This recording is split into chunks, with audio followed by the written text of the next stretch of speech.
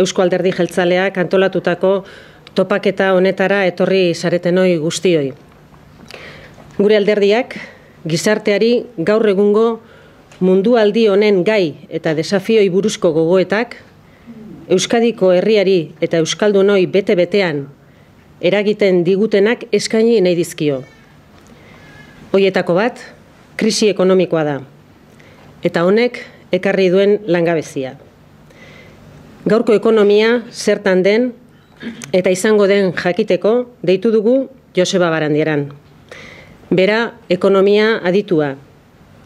Euskarazko komunikabidetan entzun, ikusi edo irakurtzen ditugunok oso ezaguna da Joseba. Bere azterketa argiak kontuan izan ditugu ekonomiaz hitz egitera deitu diogunean. Beraz, eskerrik asko, Joseba, gure deiari erantzuteagatik. Eta zein dan Joseba Barandieran, Andueza, bera legazpiarra da, Euskal Herriko Unibertsitateen ekonomia lizentziaduna eta azken 11 urteotan Bilbon ekonomialari gisa dihardu.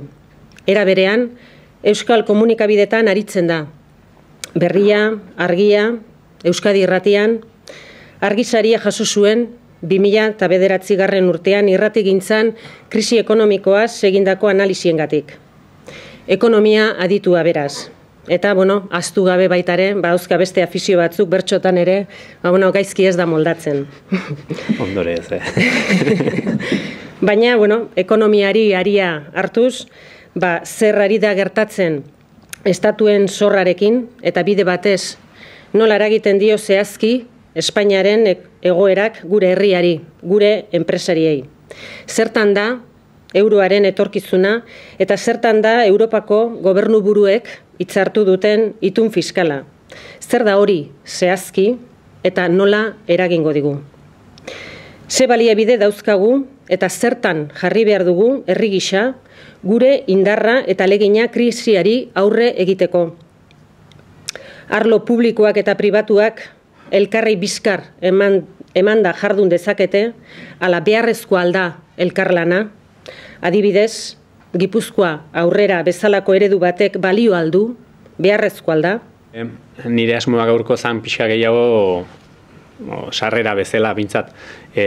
Kontatzea, oin zehazki non gauden Europa edo Euskadiko ikuspuntu batetik epe laburrean ze gertatzen nahi zaion gure ekonomiai eta gero pixka eta aipatzea, epe luzeragoko erronkak edo non dauden, ez? Ez da hemen konponbide marabillosoik topatzeko momentua, esan kontatuko dituan gauzak oroar pentsatzen dute ezautzen dituzuela eta badakizuela eta ez dela nobedadea handirik egongo alde hortatik, eta kaso, ez dakit galdera erantzunak edo izan litezke igual interesgarriago edo gero bai idoiak epatu ditun gaietan edo bestela, ez? Barkatu, miren naiz. Miren naiz, baina lasai. Baina sarriegi bai, ez? Elgarresta. Elgarresta, orduan ez du intzaitu. Bale. Barkatu. Barkatu bestean. Hola xe kontua. Esan didate, erdi txatxa pentsaudet izan dela, baina hemen batek erderaz o euskeraz ulertzeko arazoik ez dukiko, ala? ¿Alguien tiene algún problema así con el euskera particular? No. ¿O qué? No, ez dut ikusten esku asko altxatu denik, pentsatzen dute eraman jarri izango ala hitzaldi ez. Pixkak, kontatu nahi nuzena labur esateko da, oin epe laburren jendeak kezka asko duka, ez? Ekonomia ze pasatzen da, bapatean etzan krisirik, gero krisia beste gauzaik ez dago, eta badago olako kezka orokor bat, ez? Zer gertatzen ari da, ez? Eta nik esango nuke, 2012an gaude, pasatu dira 4-5 urte hau desentena hasten hasi zanetik, eta esango nukena epe laburrera begira da bintzat, atozen bizpairu urtetarako aurreikuspen ekonomiko nahiko beltzak dauzkagula, ez? Hazkunde negatiboa, txikia, eta langabezi altua oro harrez, hola simple esan da, eta hori aldatzeko, lehen telebistakoak galdetzen zian, eta hemen pentsatu behar diguna da, ekonomia zer da, ez? Ekonomiak esaten diguna da, gizarte batek, edozein gizartek, zer ekoizten duen, nola ekoizten duen, ze teknologia erabiltzen duen hortarako, eta norentzat ekoizten duen, ez? Nola banatzen duen gizartearen artean ekoitzitako hori, ez? Eta, karo, hor, nork, nola, eta norentzat galdera horietako bakoitzak finkatzen du gero, ze sistematan edo ze gizartetan bizi garen, ez?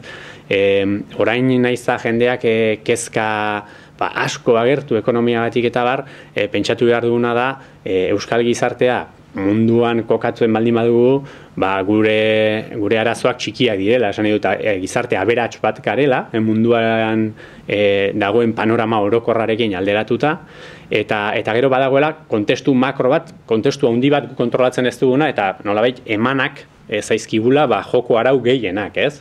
Esate baterako, eta hori 21. mendearen ezaugarrietakoa da, jendea, gutako bakoitza, bizigaren bezain ondo, toki jakin batean jaio garelako, hau da, hori da gehien baldintzatzen duena pertsona baten bizi maila da, zein herrialdetan jaio den, eta hori da, herrialdetik herrialdera ez delako posible, jendearentzat mugitzea, hau da, mugak daudenez, jendeak ezin du joan nahi duen herrialdera, edo behintzak trabak dauzka hori egiteko, ez?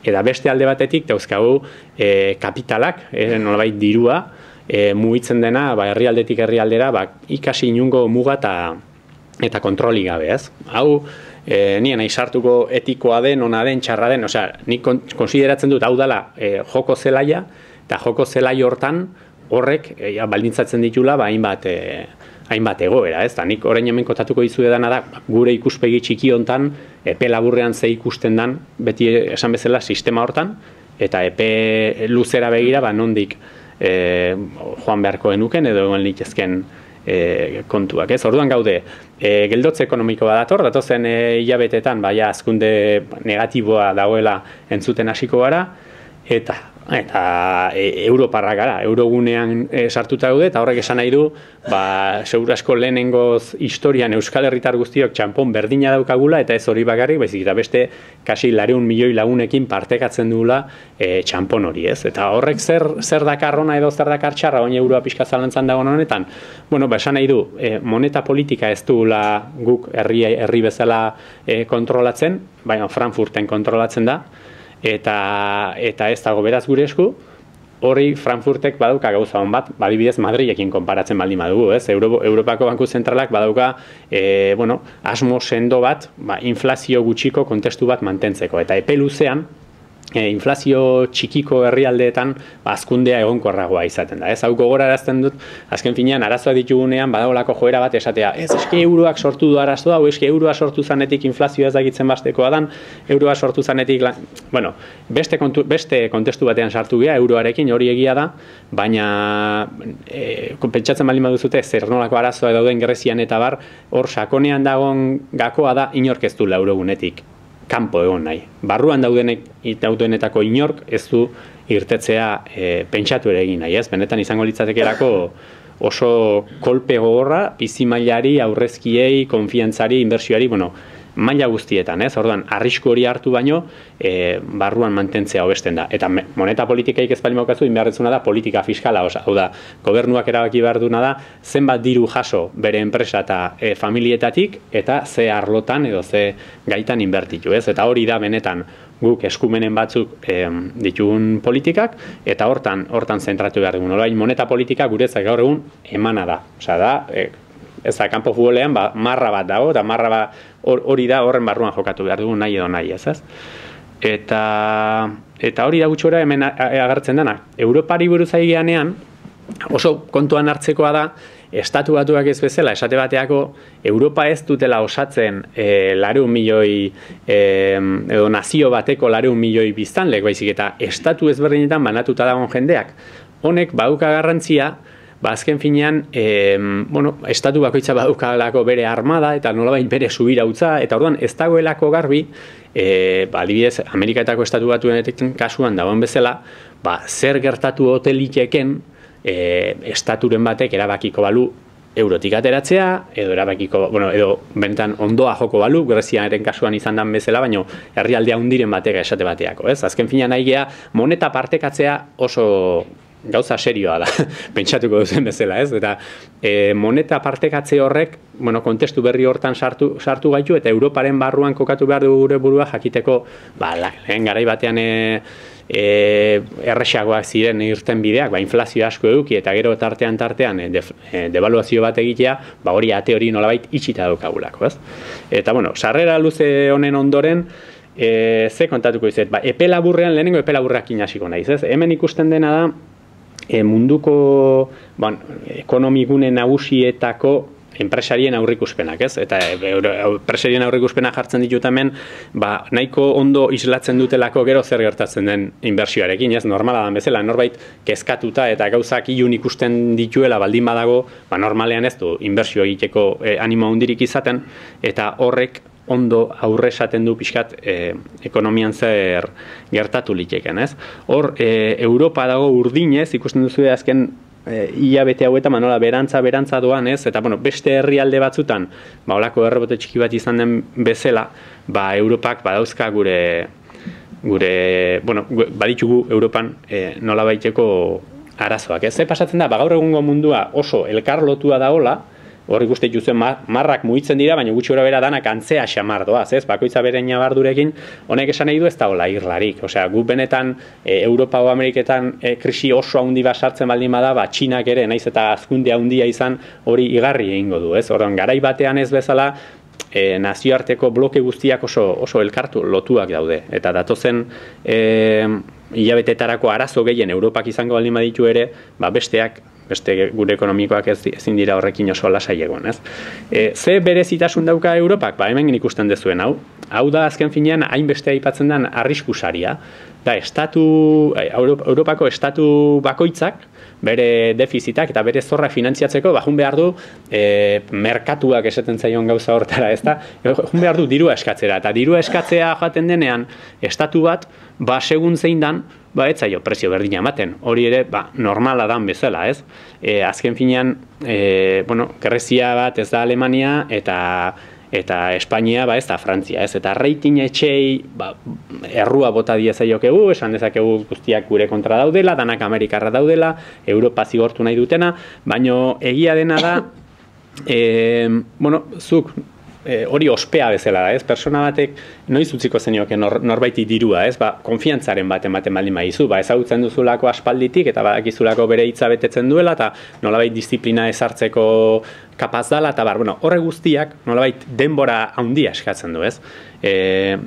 Izen bat, ospe bat lortzeak. Eta hemen Europan gertatu dena da, ikusten dela zenbait herrialde bere honetik irten da, edo behar baino gehiago gastatzen jardun direla, eta gero, kaso berri txarrak emateako garaian ere, ez direla oso zorro zibili, ez? Orain dela, 3 urte edo izango zen, Angela Merkelek martxan jarri zuen inoizko rekorte presupuestarioa handiena Alemanian. Gu hor ez ginen ohartu ere egin, osea, gu hemen geunden krisia ote zen, edo ez eztabaidatzen, edo plane hori egin behartzen, edo 200 euro ziren, edo umea jaiotzeatik 2500 euro, osea, gu hori egiten egin bitartean, Alemaniak egin zuen, bigarren mundu gerratik izandako rekorte presupuestarioa handiena. Eta hori oharkabean bezala pasada, baina gaur egun, ikusten da, Alemania dagoela oso lasai, eta krisi hontan ere, konparazio erlatibo horretan oraindik eta ere itxura hobea daukala, ez? Bere bizilagunekin konparatuta. Honek ez du esan nahi Alemaniantzako hau ona denik, esan nahi dut, hau iraiak 11 goratzen bazate, hegazkinek etxe bizitza jo zituztenean, erori zien 2 torre handi horiek, dorre horien inguruan zeuden beste 7 edo 8 ere botain behar izan dituzten. Azkenean, zure bizilagun bat oso gaizki dabilenean, hori norberarentzat ere ez da oso lasaigarria, ez?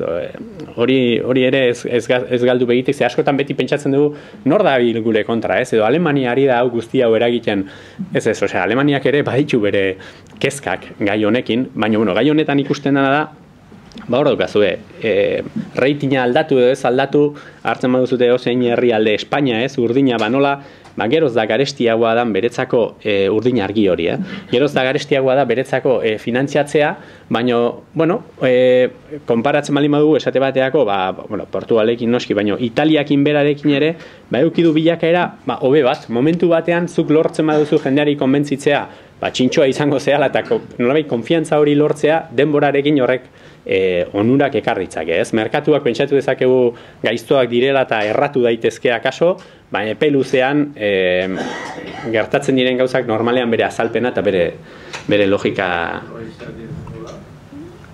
Zein barkatu? Oin ondo da on? Ez, bueno, ondo ez da ondo, gauza da herrialde bakoitzak bere burue finantziatzeko.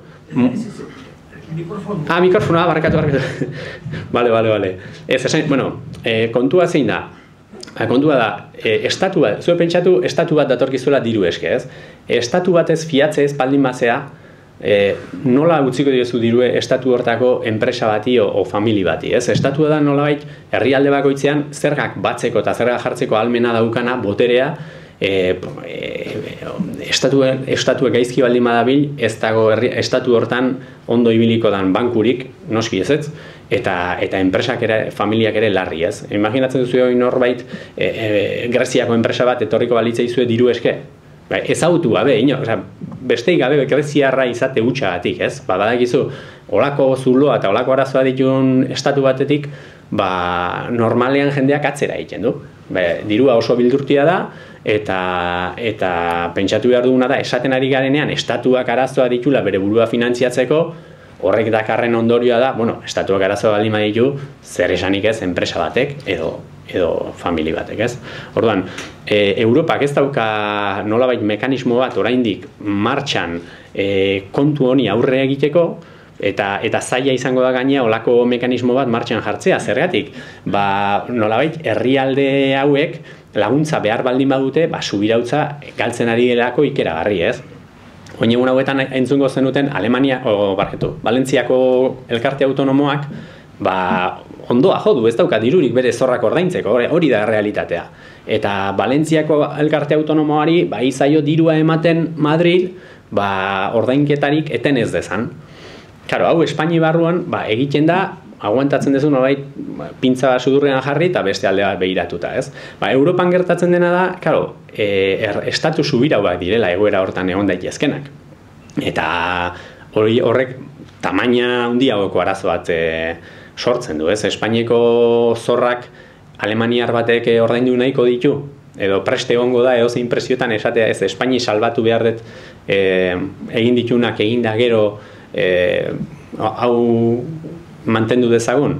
Espainiko kasuan, elkarte autonomoan kasuan ikusten ari gea baietz, eta horrek guretzako esan nahi duen arazoa da, akaso, Valentziaren kasura bueltatuta, Valentziak egin ditun gehiagikeriak norbaitek ordaindu beharko ditu, estatu espainolak, eta estatu espainol horren barrun guri zama hori gehitzen baldin badigute, hori guretzako da arrisku faktore ikaragarri bat. Ez azken finean, hemen bakoitzak eduki behar dulako ardura bat, eta norbaitek egindako ardura horri eutxin behartzaiolako, ez? Orduan, estatu baten barruan oharkabeago pasaliteke, baina estatu ezberdinen artean garbi dagona da, eta greziarrek nahi dutena esan dute, alemaniarrak ez daudela prest greziarrek sortutako faktura edo zuloa ordaintzeko, ez? Eta hori nik uste dut elkartasuna ondo egon litekela, baina normala da bezala bere mugak ere baditu. Epe laburrean ze gertatzen nahi dan? Benetan gertatzen nahi dana da hazkunde ekonomiko handiko guneak ere badaudela, gu hemen oso kezkatuta daude gure hazkundearekin, gure enpleguarekin ezagizar, baina munduko ekonomia hazten ari da. Hor, Txina behiratu ezeik ez dago, edo gora bidean diren herrialde horietan, emergenteak esaten zaien herrialde horietan, herrialde horietan hazkundea badago eta krisiaren arrastoa da askoz leunagoa, ez? Zein da kontua? Gurea bezalako ekonomiak askoz hazkundea apalagoa dutela, eta gainera gure bezero nagusiak, guk euskal ekonomia bezala saltzen ditugun 3 eurotik 2 zuzentzen ditugu Europara, eta orduan, Europak doministiku edo geldotze txiki bat jasaten duen bakoitzean, horrek gure ekonomiari egiten dio kalte asko handiagoa, ez? Eta gero horrik gehitzen badiogu, Espainiako merkatua kako txartean hilda dagola, gure enpresek orain ez daukate erreza non edo nori saldu, ez? Hau, ez dakit igual, teknikoegia izango da, baina gauza da, gogoratzu ezaten nola Espainiako konstituzioa aldatu zen arrapalada baten urtetan bat ere ikutu gabe, ez? Eta nahiko harridura sortu zuen, nola PP eta PSOE hori bi gauzatan bakarrik jarri dira ados, jaurlaritza hartzen eta erreforma hori egiten, ez? Nahiko gauza bitxiak. Zein da kontua? Gauza da, Europak martxan jarri nahi duela mekanismo bat, estatu bakoitza behartua egon dadin disiplina minimo bat jarraitzera. Eta orain arte zegoen Maastrichteko ituna, orokorrean esaten zuna, baten bat desbideratzen bada zigorra jasango ditu, gaina Alemania eta Frantzia izan zian itun hori hautsi zuten lehenak, aurreko Europa, Alemania batu zan garaian eta izan zion bere gora berak, baina kontua da orain, benetan Europak, eurogune bezala aurrera jarritu beharko badu, estatu guztiek beharko dutela askoz, nolabait, jokaera disiplinatu eta lotuago bat, ez? Grezia asko aipatzen dugu, baina pentsatu, Greziari dirua eman zioten bankuek erdia berreskuratzen badute, ez? Emandakoaren erdia berreskuratzen badute, asko izango dela, ez? Hori hola esaten dugunean, ematen du ez dela ezer, ez? Baina pentsa zuetako edonork, norbaiti 100 euro utzi eta 50 bueltatzen dizkizuela, ez? Hori da benetan Greziak eragin duen arazoa, orduan, estatuek nahi dutena da ez dadin inor gehiegi deskontrolatu, ez? Eta horretarako hainbat arau konpleju jarri nahi dituzte eta hortik dator esate bateako Madrilek oin eman diun abisua autonomia erkidegoen aurrekontua ere kontrolatu egin nahi duela. Ze Madrilek daukan arazoa da berbera, Europak daukan berbera, baina bere estatu barruan, ez? Eta Valentziaren kasua bueltatzen naiz. Hor egon diren gehiagikeri horiek guztiak garaiz gelditu izan balira, edo kontrola handiagoa izan balitz, oin ez geundeken gauden egoera.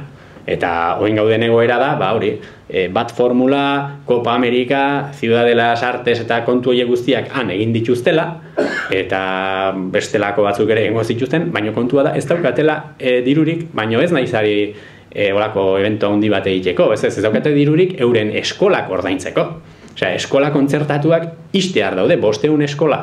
Valentzian izan daitezke 500 ikasle eskolako, ez? 250.000 aur egon leitezke biharretzi euren eskola itxita dagoela. Karo, hori, benetako, hori ja ez da arazoa, 250.000 aur kalean, ez? Pentsa, zer eragin dezaketen. Horregatik, PP-ren gobernuak esan du, ez, inungo autonomia erkidegoik ez du ordainketa itanik izango. Eta horrek badauka alde hon bat, 250.000 aur horiek eskolan izango dielako, baina alde txarba badauka, eta da norbaitek ordaindu beharko ditula arazo horien diruak, ez? Eta, gu hor gaude, ez dakite barruan edo ondoan, baino nik behintzat nahi baino gertuago daude, ez? Eta horren, Madrid esaten duena, baingo dutana da, jende guztiaren aurrekontuan neu kontrolatu. Karo, honek Euskal Burujabetza fiskala erabat baldintzatzen du. Ez dakit esan egin duten, edo egin ahal izango duten, ez da? Baina kontua da, Euskal erakundeek oroar, ez dituztela gauza gain gaizki egin, besteekin alderatuta bintzat, eta gazteleraz esaten duten pagar justos por pecadores hori gertatzeko arrisku handi xamarra daola, ez? Ulertzekoa da, Madrilek aurrekontua kontrolatu nahi izatea, baina gure kasuan bide jabekeri handi xamarra gertatuko litzake. Hemen badago bestelako irten bide bat, norbaitek kanpotik hartu eta konpon dezala nahaste borraste hau Europari, Euroguneari eragiten dion hontan. Hombre, begira, hor ikusten, eskubiko grafiko horrek adierazten duna da, erraxi esan da, ez? Zenbateko artilleria jartzen duen martxan gune ekonomiko bakoitzeko banku zentralak. Eta orduan ikusten duzue, BOE hori da Inglaterrako bankua, FED da Ameriketako Estatu Batuetako banku zentrala, eta hor dago Europako banku zentrala, ez? Osea, proportzioan, Europako banku zentralak egin duna da besteek egin dutena, baina askoz gutxiago. Eta esan guztute, zergatik, egin dezala esku hartze handiago bat, ez? Lehen gora gatoz, Europako banku zentralak egin dezake esku hartzea handiagoa, baina ziurtatu behar du jendeak ere nolabait konpromiso batekin jokatzen duela. Hau da, ume gastatzaile, seme gastatzaile bat balima dukazu bezala. Beak egin ditzake zorrak, jatetxe eta denda guztietan, eta zu guraso bezala atzetik ordaintzen joan. Baina, momenturen batean horri mugaren bat jarri nahi diozu. Ze bestela, horrek ez dauka mailerarik, ez? Orduan, hori bera gertatzen ari da pixkat orain banku zentralakin. Osea, Europak zerbait gehiago egin dezake, baina ziurtatu nahi du estatuen aldetik ere konpromiso bat, maila bat badagola. Eta, hor, grafiko hortan ikusten duzu, Europako Banku Zentralak zer egin oraindik badaukala, ez. Euskadira etorri eta hola, zenbaki batzuk ez zaituzen mareatu nahi, zenbakiekin, baina ikusten dena da, 2011-12-erako barruko eskaria, oseak, esportazioak zerbait azten dira, baina barruko eskaria ez. Horrez esan nahi du, badakiguna, osea, konsumoa, oroar, familia eta enpresen konsumoa nahiko apal dagola, konsumo publikoa ere murrizteketekin jabilela, inbertsioa jaisten ari dela, eta kanpora saltzea dela orain daukagun alternatiba ia bakarra, ez? Eta kontestu honetan oso zaila da enplegua sortzea. Osea, hori nahi hau euruke kontatzea errezeta magiko badauka dela eta 3-6 hilabetetan hau mundu hau goeti bera aldatuko dela, baina normalean ekonomilariok egiten dutuguna da proiekzio estadistikoak eta mundua iraultzen ez baldin bada bintzat, daukagun panorama epe laburrera da, hoxe, hazkunde apala eta enplegu sorrera are apalagoa edo negatiboa, ez? Eta hori ez da aldatuko epe laburrean modu errazean.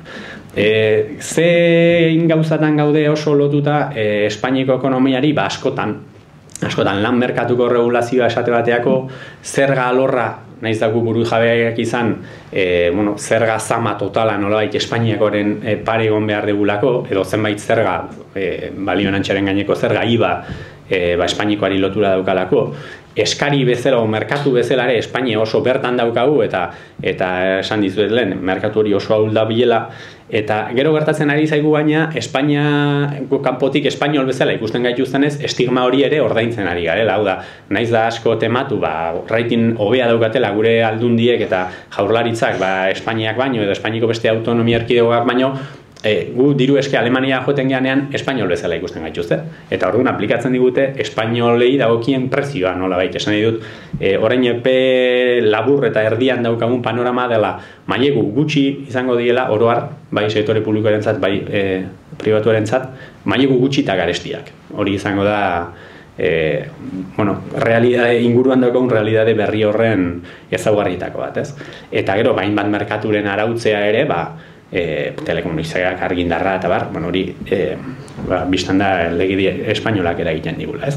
Orduan, nik hemen grafiko hauetatik, batez ere ezkerrekoa gustatzen zait, hemeneak usten dulako hor 2004-tik ikusten badezue, hor marra gorri honek esaten duna da Espainik egin dula atzerriko aurrezkia importatu, ez? Honek ze esan nahi du, azkenengo 7 urtetan egin deguna dela kanpoko jendeari dirua eskatu hemen inbertsioak iteko. Hori idea ona edo txarra izan liteke, segun zer egiten da diru horrekin, ez? Pentsatuko duzuen bezala. Eta hor ikusten da, batez ere urte horietan guztietan enpresak izan ditezke promotorak edo izan ditezke ikerketa kimikoa egiten duten enpresak, ez? Baina oroar ekonomia bere osotasunean begiratuta ikusten dugu hainbat urtez kanpoko aurrezkia ekarri duela Espainiako ekonomiak, eta gero ja 2008-tik aurrera agertzen da hor urdinez administrazio publikoak, ez? Administrazio publikoak asko sufritu dute geldialdi ekonomikoarekin, euren diru sarrerak amildu egin dira, eta hortik datoz defizitak, eta hortik dator defizit horiek finantzatu beharra, ez? Kanpotik berriro esaten dizuet, besteen betaurrekoetara geure kutxak erakunde espainolak dira. Eta erakunde espainol bezala zalantza sortzen zaie benetan kaudimena ote duten edo ez. Esan dezadan bidena baietz, Espainiakoarekin alderatua asko hobeto daudela euskal aurrezki kutxak, baina egia da baita parte izan direla esate bateako Alemaniako erakundeak izan ez diren beste arazo mota batean, eta da inmobiliarien burbuila hortan guztian. Atzera bueltatuko naiz momentutxo batean. Horrekin esan nahi duena da, bankuek denbora luzez zailtasunak izango dituzten maileguak normal xamar emateko. Zergatik, lehendik eman dituztenak, kobratu nahi dituztelako. Horrek zer eragingo du, inbertsio plan berritarako diru gutxi eta garestia. Hori da gure kontestua ezaugarrituko duen gauzetako bat. Zer egin beharko litzake, zer lagunduko luke asko ekonomiaren martxan?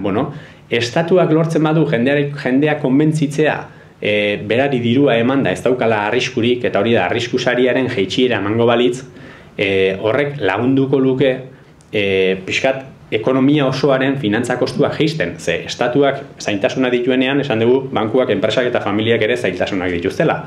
Finantza larritasun hori arintzen bazaio estatuari, beste guztiei ere gutxituko zaie. Eta gutxitzen baldin bazaie, hor aurrezki handia on laiteke. Ze oraintxe bertan, tensio batean bizi dira azkenean, bai bankuak, bai enpresak, bai familiak, ez?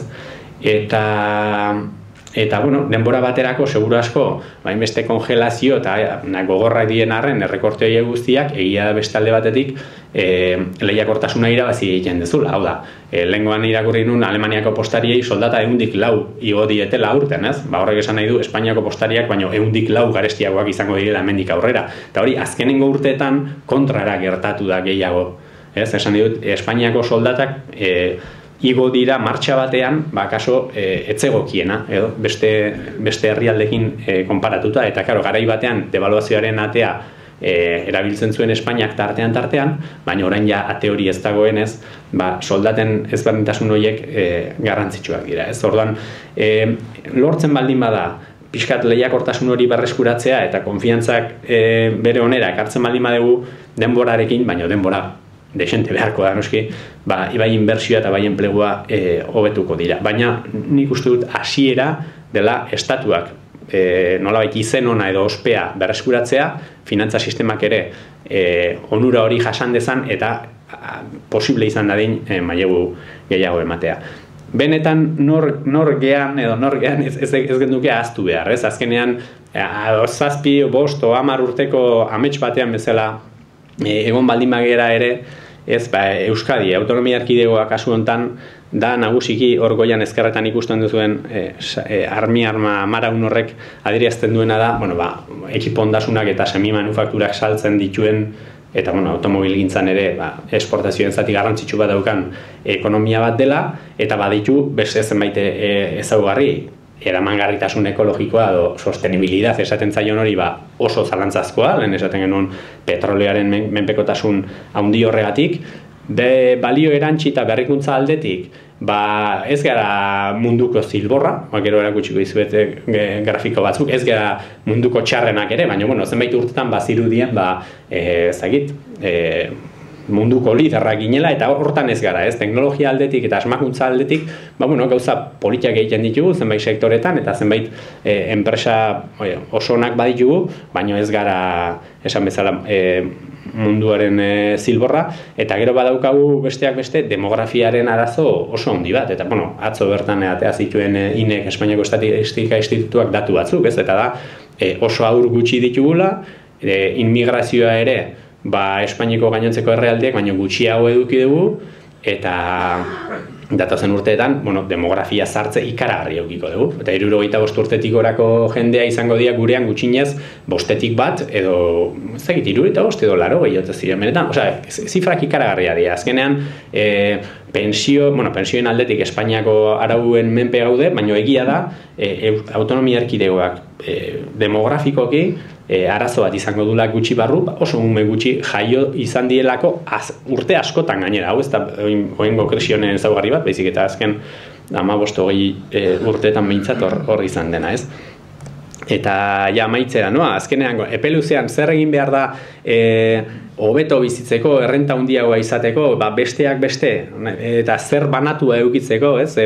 Gero elkartasuna, eta badira hor hainbat gai Mirenek aipatu ditunak, eta eztabaidatu daitezkenak, baina hemen horko grafiko horietan ikusten dena da, batetik, ze harreman dagon, zenbat eta gorago esan nahi du herrialde horiek aberatsagoa diela, eta beko ardatzean, ezkerretik eskubira esan nahi du, jendearen ze portzentaiak dituen nolabait ikasketak, gutxienez bigarren hezkuntzako ikasketak, ez? Eta ikusten dena da, goian eta eskubitan ze herrialde dauden, badaudo Suitza, dago Austria edo Alemania, esan nahi du, herrialde horiek daukate oso aberatsak dira, eta kasualidadez edo ez, bere jendeak ikasketak desente ditu. Eta behan ezkerretara, hor ikusten dira, Portugal, Andaluzia, Extremadura, eta, kontestu hortan, Euskal Autonomia Erkidegoa hortxe dago, ez? 120 eta 120 tarte horretan, ez? Nafarroa ondoan daukala.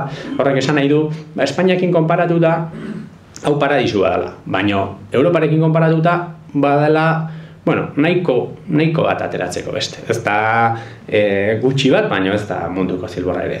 Eta beste horren beste, gertatzen da, begiratzen dugunean, gure ekonomian zenbat diru bideratzen dan ikerketara eta garapenera. Eta zergatik esaten dugu bete ikerketa eta garapena hain garrantzitsua direla? Bueno, grafiko hortan ikusten delako, kasualitate edo ez, herrialderik aberatsenak Danimarka, Suedia, Finlandia direla, ez kasualitatez, gastu gehien egiten dutenak inbertsio eta garapenean. Eta orduan, hor ere beste marra hortan gu Espainia baino hobeto gaude, hor Madrid eta autonomia erkidegoa elkarren ondoan daude, ikusten baituzu erdi xamarrean, baina hortxe daude, erdi xamarrean, Suediako edo Danimarkako mailara iristeko, tartea falta da. Eta orduan, epe luzera hontatik ateratzeko errezetak beti suposatuz sistema hontan jarraitzen dugula, ez dagoela sekulako iraultzarik, ez dago errezeta magikorik, da beti egin izan dena, hobeto egin, eta pixkat geure onera ekarri, eta ez ahaztea pixkan nor garen, ez, 10 bat urtetan pixkat despistatu edo iruditzen zait egingo ginela, baina benetan sakoneko arazoak eta konponbideak betiko bertsuak dira, eta ziklikoak baldin badira krisiak, krisi hontatik ere aterako gara, baina hor bere denbora eskatuko du.